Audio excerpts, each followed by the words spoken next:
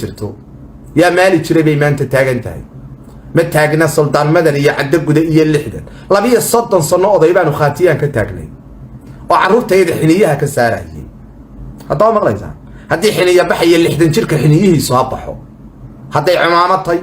iyo hadday xiniyihiisu sallig lagu jiiday tay 20 jir quwada oo dadka iyo deegaanku ay leeyihiin xiniyaha loo bahdili maayo dhafoorka iyo qalbiga torture lagaga samayn maayo psychological abuse iyo maxaa samayn kartaan loo oran maayo waqtigaasi wuu dhamaaday ninkii dalay ganacsadow meheradaada kula ilaalin mayno haddaad xiniyaha carruurtayda ilaalin weyday haddaad sumcadda hablaha iyaga ilaalin weyday kula ilaalin maayo anaa mid reer gabdoonay star iyo booyad shidaal adeerada ila ilaalin maayo 36 kaardaay garxajis la ilaalin maayo haddaba maqlaysaan booyadihiina shidaalka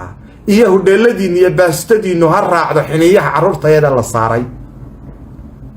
ha raacdo sumcadda beeshayada dilaysaan adduun waa la helaa laakiin sumcadayada heli mayno taaraha anigu aan leeyay iyo 8 dayla dhashayba ha raaca ma jirto nimanka sheerka siinaysaan ee cumaamada noo sidayna waxaan leenahay waqtigiina waa dhamaaday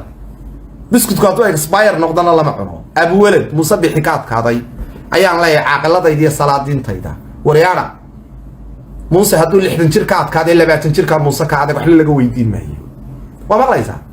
colaad iyo nabad saaka mid gacantiina ku jirtaa ma jirto dadkaaga dhinac ka raaca ka harin kacaanka iyo dareenka shacabka dadweynuhu uu leeyahay